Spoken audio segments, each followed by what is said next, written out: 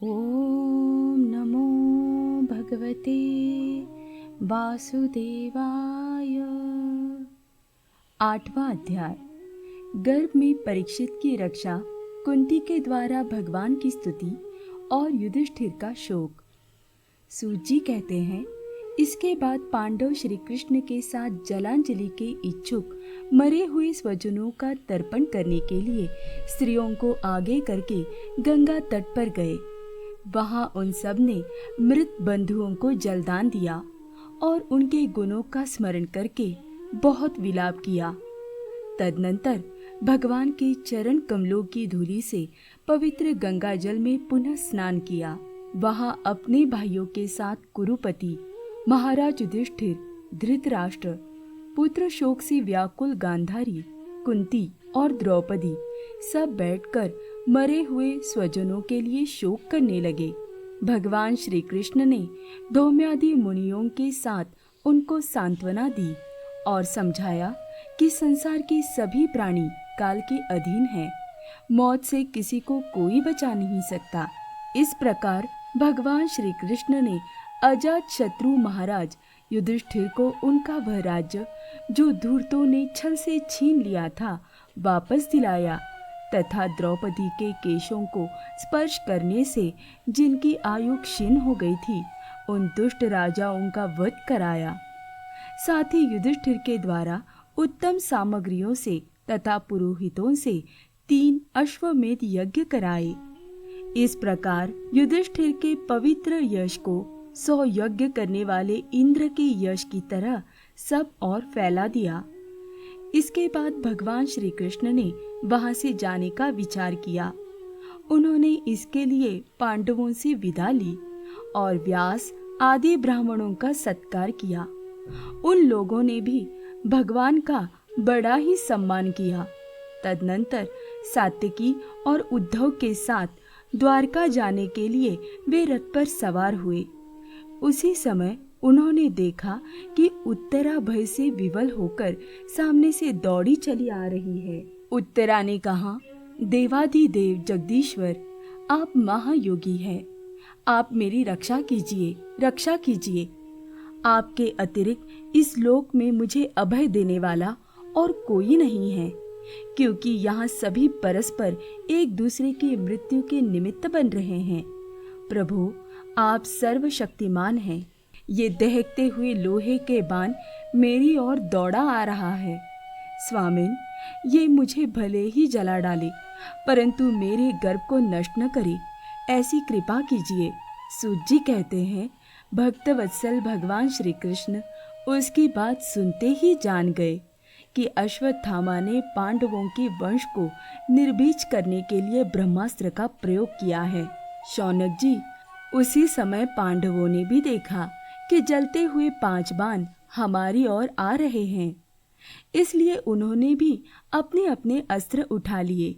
सर्वशक्तिमान भगवान श्री कृष्ण ने अपने अनन्य प्रेमियों पर, शरणागत भक्तों पर बहुत बड़ी विपत्ति आई जानकर अपने नीच अस्त्र सुदर्शन चक्र से उन नीच जनों की रक्षा की। योगेश्वर श्री कृष्ण समस्त प्राणियों के हृदय में विराजमान आत्मा है। उन्होंने उत्तरा के गर्भ को पांडवों की वंश परंपरा चलाने के लिए अपनी माया के कवच से ढक दिया। शौनक जी, यद्यपि ब्रह्मास्त्र अमोघ है और उसके निवारण का कोई उपाय भी नहीं है, फिर भी भगवान श्री कृष्ण के तेज के सामने आकर वह शांत हो गया। ये कोई आश्चर्य की बात नहीं समझनी चाहिए, क्योंकि भगवान तो सर्वांगमय, वे ही अपनी नीच शक्ति माया से स्वयं अजन्मा होकर भी इस संसार की सृष्टि, रक्षा और संहार करते हैं। जब भगवान श्री कृष्ण जाने लगे, तब ब्रह्मास्त्र की ज्वाला से मुक्त अपने पुत्रों के और द्रौपदी के साथ सती कुंती ने भगवान श्री कृष्ण की इस प्रकार स्तुति की। कुंती ने कहा, आप समस्त जीवों के बाहर और भीतर एक रस स्थित है, फिर भी इंद्रियों और वृत्तियों से देखे नहीं जाते, क्योंकि आप प्रकृति से परे आदि पुरुष परमेश्वर है। मैं आपको नमस्कार करती हूँ। इंद्रियों से जो कुछ जाना जाता है उसकी तह में आप विद्यमान रहते हैं, और अपनी ही माया के पर्दे से अपने को ढके रहते हैं। मैं अबोध नारी आप अविनाशी पुरुषोत्तम को भला कैसे जान सकती हूँ? जैसे मूढ़ लोग दूसरा वेश धारण किए हुए नट को प्रत्यक्ष देखकर भी नहीं पहचान पाते, वैसे ही आप दिखते हुए भी नहीं दिखते। आप शुद्ध हृदय वाले विचारशील जीवन मुक्त परम हंसों के हृदय में अपनी प्रेममयी भक्ति का सृजन करने के लिए अवतीर्ण हुए हैं। फिर हम अल्प बुद्धि स्त्रियां आपको कैसे पहचान सकती है? आप श्री कृष्ण वासुदेव देवकी नंदन नंद गोप के लाडले लाल गोविंद को हमारा बारंबार प्रणाम है, जिनके नाभि से ब्रह्मा का जन्म स्थान कमल प्रकट हुआ है, जो सुंदर कमलों की माला धारण करते हैं, जिनके नेत्र कमल के समान विशाल और कोमल है, जिनके चरण कमलों में कमल का चिन्ह है। श्री कृष्ण, ऐसे आपको मेरा बार बार नमस्कार है। ऋषिकेश, जैसे आपने दुष्ट कंस के द्वारा कैद की हुई और चिरकाल से शोकग्रस्त देवकी की रक्षा की थी, वैसे ही पुत्रों के साथ मेरी भी आपने बार बार विपत्तियों से रक्षा की है। आप ही हमारे स्वामी हैं, आप सर्वशक्तिमान हैं। श्री कृष्ण, कहाँ तक गिनाऊं? विष से, लाक्षागृह की भयानक आग से, हिडिंब आदि राक्षसों की दृष्टि से, दुष्टों की द्यूत सभा से, वनवास की विपत्तियों से और अनेक बार के युद्धों में अनेक महारथियों के शस्त्रास्त्रों से और अभी भी इस अश्वत्थामा के ब्रह्मास्त्र से भी आपने ही हमारी रक्षा की है। जगत गुरु, हमारे जीवन में सर्वदा पद पद पर विपत्तियां आती रहे, क्योंकि विपत्तियों में ही निश्चित रूप से आपके दर्शन हुआ करते हैं और आपके दर्शन हो जाने पर फिर जन्म मृत्यु के चक्कर में नहीं आना पड़ता।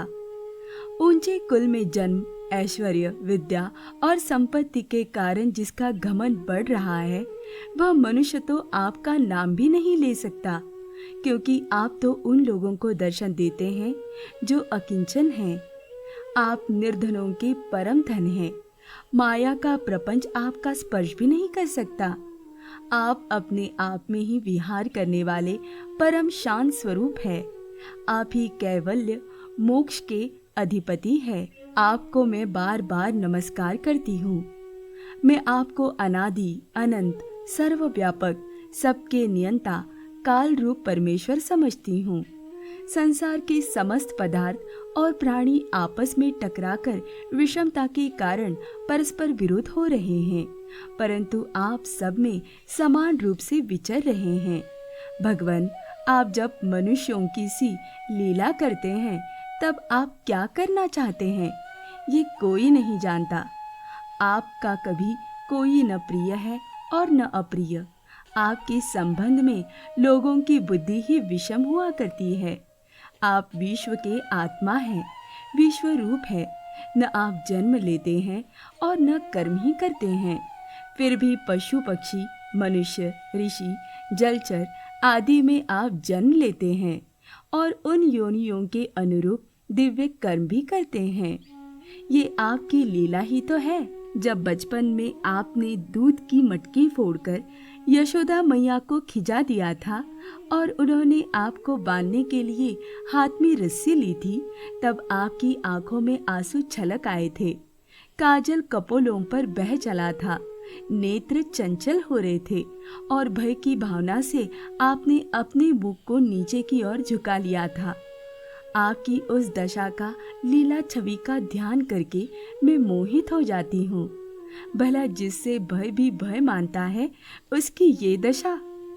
आपने अजन्मा होकर भी जन्म क्यों लिया है, इसका कारण बतलाते हुए कोई कोई महापुरुष यो कहते हैं कि जैसे मलयाचल की कीर्ति का विस्तार करने के लिए उसमें चंदन प्रकट होता है, वैसे ही अपने प्रिय भक्त पुण्य श्लोक राजा यदु की कीर्ति का विस्तार करने के लिए ही आपने उनके वंश में अवतार ग्रहण किया।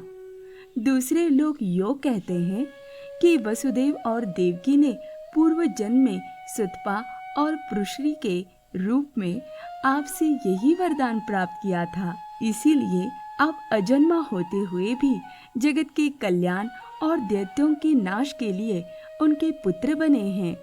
कुछ और लोग यो कहते हैं कि ये पृथ्वी दैत्यों के अत्यंत भार से समुद्र में डूबते हुए जहाज की तरह डगमगा रही थी, पीड़ित हो रही थी। तब ब्रह्मा की प्रार्थना से उसका भार उतारने के लिए आप ही प्रकट हुए। कोई महापुरुष यो कहते हैं कि जो लोग इस संसार में अज्ञान, कामना और कर्मों के बंधन में जकड़े हुए पीड़ित हो रहे हैं, उन लोगों के लिए श्रवण और स्मरण करने योग्य लीला करने के विचार से ही आपने अवतार ग्रहण किया है। भक्तजन बार बार आपके चरित्र का श्रवण, गान, कीर्तन एवं स्मरण करके आनंदित होते रहते हैं। वे ही अविलंब आपके उस चरण कमल का दर्शन कर पाते हैं जो जन्म मृत्यु के प्रवाह को सदा के लिए रोक देता है। भक्त वांछा कल्पतरु प्रभु, क्या अब आप अपने आश्रित और संबंधी हम लोगों को छोड़कर जाना चाहते हैं? आप जानते हैं कि आपके चरण कमलों के अतिरिक्त हमें और किसी का सहारा नहीं है। पृथ्वी के राजाओं के तो हम यो ही विरोधी हो गए हैं। जैसे जीव के बिना इंद्रियां शक्तिहीन हो जाती है, वैसे ही आपके दर्शन बिना यदुवंशियों के और हमारे पुत्र पांडवों के नाम तथा रूप का अस्तित्व ही क्या रह जाता है। गदाधर, आपके विलक्षण चरण चिन्हों से चिन्हित ये कुरु जंगल देश की भूमि आज जैसे शोभायमान हो रही है, वैसी आपके चले जाने के बाद न रहेगी। आपकी दृष्टि के प्रभाव से ही ये देश पकी हुई फसल तथा लता वृक्षों से समृद्ध हो रहा है। ये वन, पर्वत, नदी और समुद्र भी आपकी दृष्टि से ही वृद्धि को प्राप्त हो रहे हैं। आप विश्व के स्वामी हैं, विश्व के आत्मा हैं और विश्व रूप है। यदुवंशियों और पांडवों में मेरी बड़ी ममता हो गई है। आप कृपा करके स्वजनों के साथ जोड़े हुए इस स्नेह की दृढ़ फांसों को काट दीजिए। श्री कृष्ण, जैसे गंगा की अखंड धारा समुद्र में गिरती रहती है, वैसे ही मेरी बुद्धि किसी दूसरी ओर न जाकर आपसे ही निरंतर प्रेम करती रहे।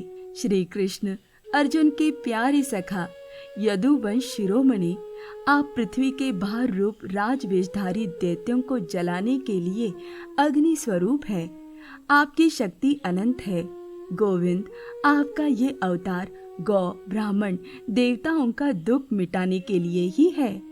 योगेश्वर, चराचर के गुरु भगवान, मैं आपको नमस्कार करती हूँ। सूत जी कहते हैं, इस प्रकार कुंती ने बड़े मधुर शब्दों में भगवान की अधिकांश लीलाओं का वर्णन किया। ये सब सुनकर भगवान श्री कृष्ण अपनी माया से उसे मोहित करते हुए मंद मंद मुस्कुराने लगे। उन्होंने कुंती से कह दिया, अच्छा ठीक है। और रथ के स्थान से वे हस्तिनापुर लौट आए। वहां कुंती और सुभद्रा आदि देवियों से विदा लेकर जब वे जाने लगे, तब राजा युधिष्ठिर ने बड़े प्रेम से उन्हें रोक लिया। राजा युधिष्ठिर को अपने भाई बंधुओं के मारे जाने का बड़ा शोक हो रहा था। भगवान की लीला का मर्म जानने वाले व्यास आदि महर्षियों ने और स्वयं अद्भुत चरित्र करने वाले भगवान श्री कृष्ण ने भी अनेकों इतिहास कहकर उन्हें समझाने की बहुत चेष्टा की, परंतु उन्हें सांत्वना न मिली, उनका शोक न मिटा। शौनक आदि ऋषियों, धर्मपुत्र राजा युधिष्ठिर को अपने स्वजनों के वध से बड़ी चिंता हुई। वे अविवेक युक्त चित्त से स्नेह और मोह के वश में होकर कहने लगे, भला मुझ दुरात्मा हृदय में बद्ध मूल हुए इस अज्ञान को तो देखो। मैंने सियार कुत्तों के आहार इस अनात्मा शरीर के लिए अनेक अक्षौहिणी सेना का नाश कर डाला। मैंने बालक, ब्राह्मण संबंधी, मित्र, चाचा, ताऊ, भाई बंधु और गुरुजनों से द्रोह किया है। करोड़ों बरसों में भी नरक से मेरा छुटकारा नहीं हो सकता। यद्यपि शास्त्र का वचन है कि राजा यदि प्रजा का पालन करने के लिए धर्म युद्ध में शत्रुओं को मारे तो उसे पाप नहीं लगता, फिर भी इससे मुझे संतोष नहीं होता। स्त्रियों के पति और भाई बंधुओं को मारने से उनका मेरे द्वारा यहाँ जो अपराध हुआ है, उसका मैं गृहस्थोचित यज्ञ यागादिकों के द्वारा मार्जन करने में समर्थ नहीं हूँ। जैसे कीचड़ से गंदला जल स्वच्छ नहीं किया जा सकता, मदिरा से मदिरा की अपवित्रता नहीं मिटाई जा सकती, वैसे ही बहुत से हिंसा बहुल यज्ञों के द्वारा एक भी प्राणी की हत्या का प्रायश्चित नहीं किया जा सकता। ओम नमो भगवते वासुदेवाय।